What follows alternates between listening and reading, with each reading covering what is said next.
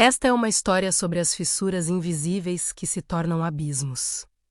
É uma narrativa sobre escolhas e o rastro de silêncio que elas deixam para trás. Último jantar de domingo. A mesa da família Martins sempre foi barulhenta demais.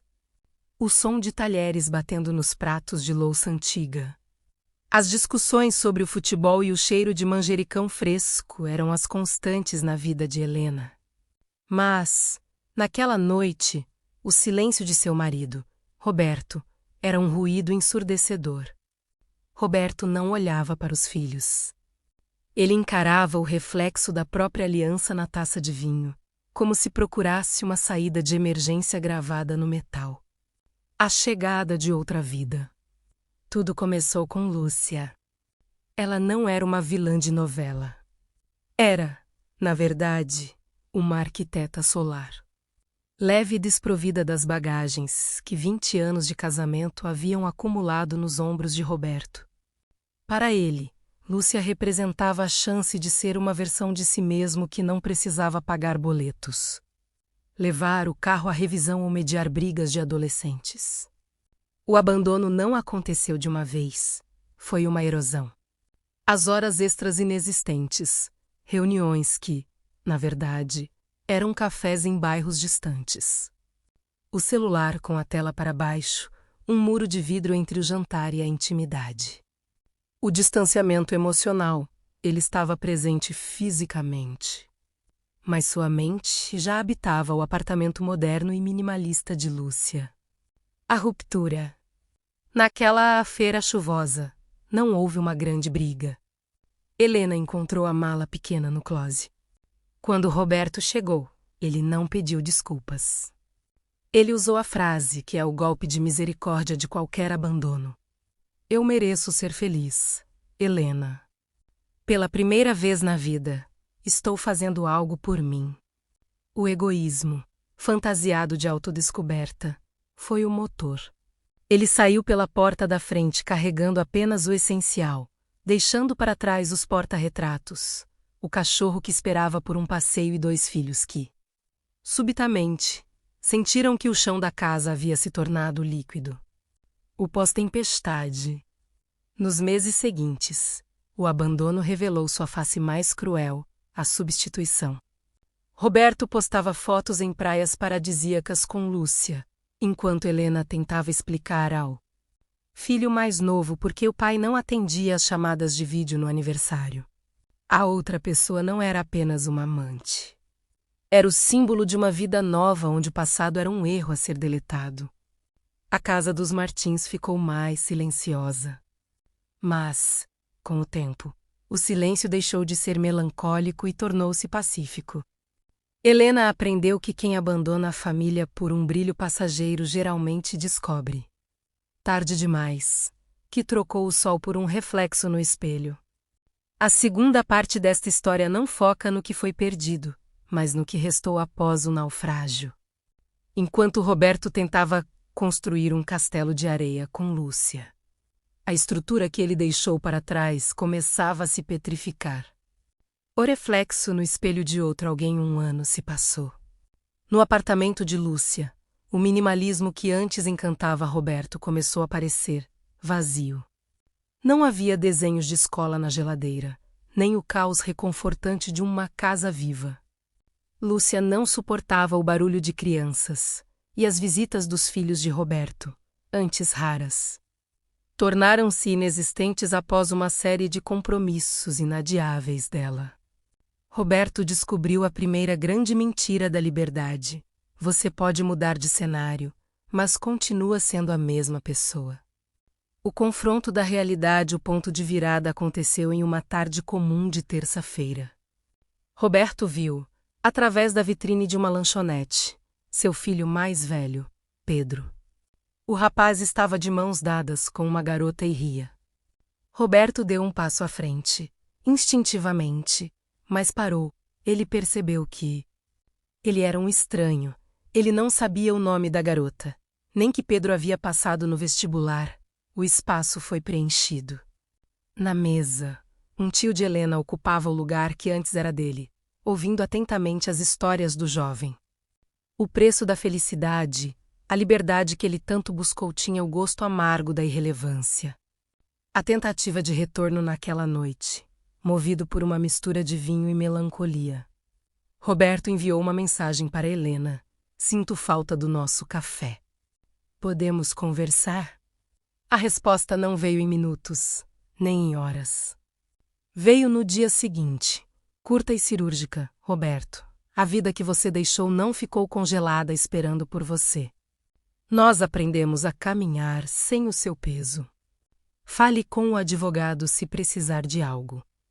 A nova Helena não era mais a mulher que chorava no closet.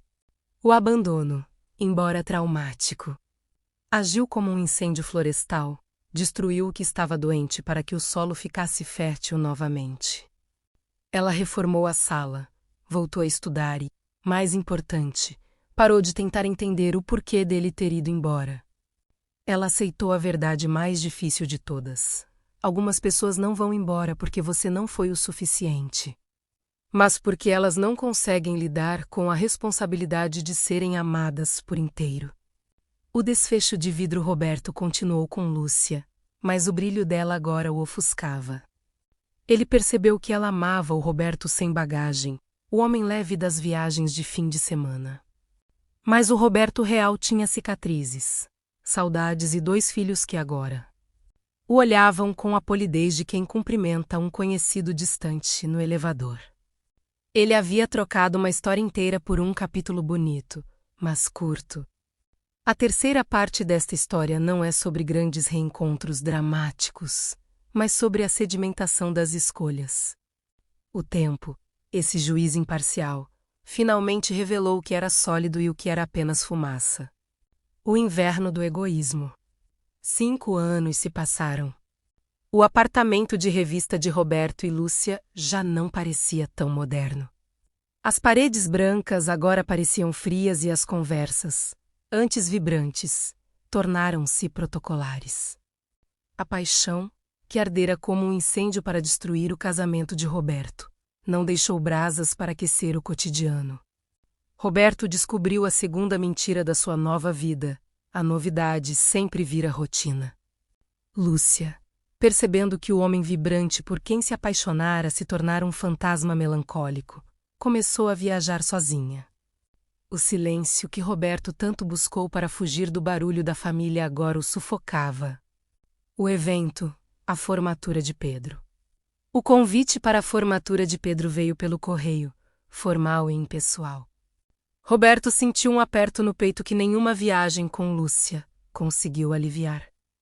Ele foi, mas não como patriarca. Foi como um convidado da terceira fila, escondido atrás de óculos escuros e de uma postura encolhida. O que ele viu no auditório foi o golpe final em seu ego. A unidade, Helena estava radiante, cercada por amigos e pela família que permaneceu.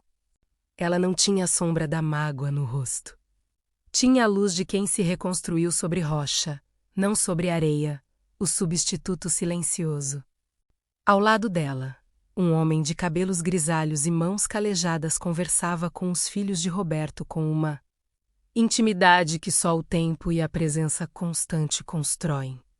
Roberto percebeu que aquele homem sabia as piadas internas, os medos e as vitórias que ele, o pai biológico, perdera por escolha própria. O olhar de Pedro, quando Pedro subiu ao palco, seus olhos percorreram a plateia. Eles encontraram os de Roberto por um breve segundo. Não houve ódio, nem choro. Houve apenas um aceno de cabeça educado. O tipo de reconhecimento que se dá a um estranho que nos segurou a porta em um dia de chuva. A epifania no estacionamento. Após a cerimônia, Roberto esperou no estacionamento, na esperança de um momento a sós com Helena. Quando ela apareceu, caminhando firme em direção ao carro, ele a chamou baixinho. Helena, eu não sabia que vocês tinham seguido em frente tão bem. Helena parou, olhou para ele com uma compaixão que doeu mais do que qualquer grito, e respondeu. Nós não seguimos em frente apesar de você ter ido embora, Roberto. Nós seguimos em frente porque você foi.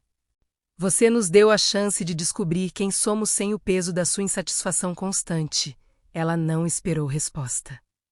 Entrou no carro onde os filhos e o novo companheiro já riam de alguma piada interna e partiu, deixando Roberto exatamente onde ele escolheu estar 5 anos atrás, sozinho com a sua liberdade. O ponto final. Roberto voltou para o apartamento minimalista. Lúcia não estava.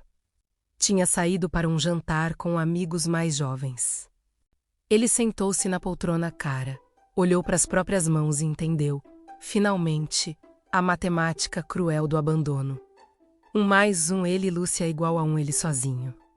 Ele havia subtraído a si mesmo da única equação que realmente importava. A outra pessoa não era a vilã. Ela foi apenas o espelho que refletiu o vazio que já existia dentro dele. O capítulo final desta história não é sobre reconciliação, mas sobre a aceitação do irreversível.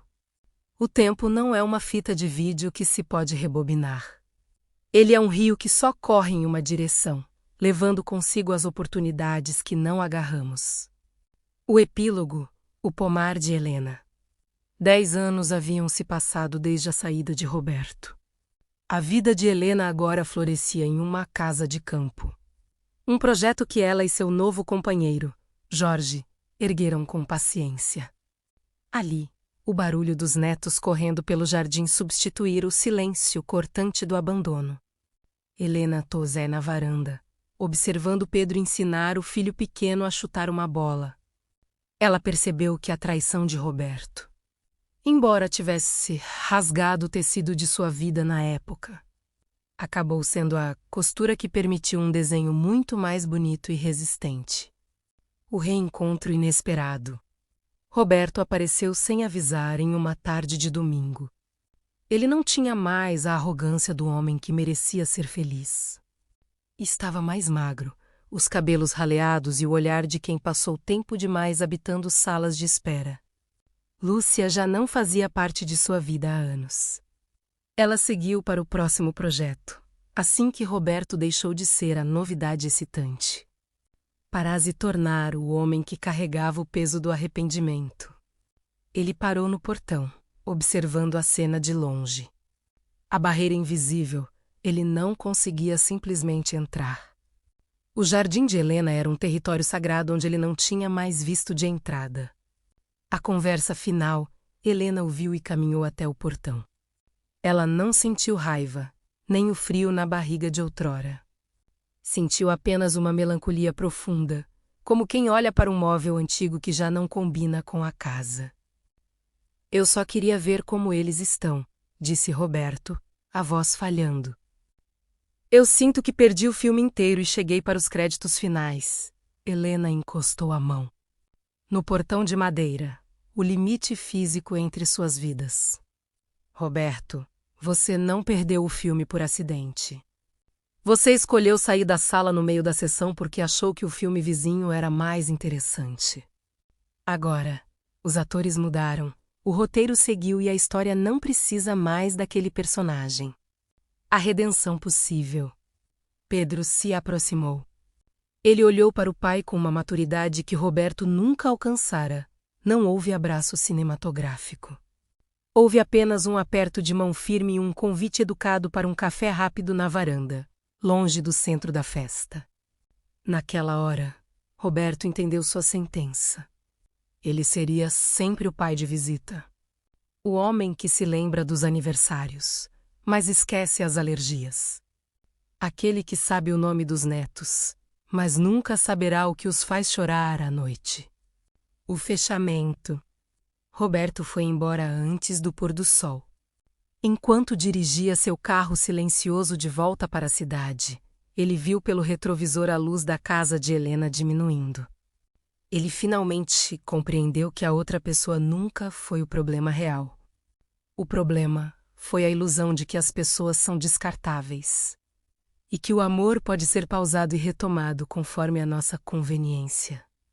A história terminou com 2 destinos distintos. Helena transformou a dor em raiz e colheu uma floresta de afetos reais. Roberto aprendeu que a liberdade total é, na verdade, uma forma muito sofisticada de solidão.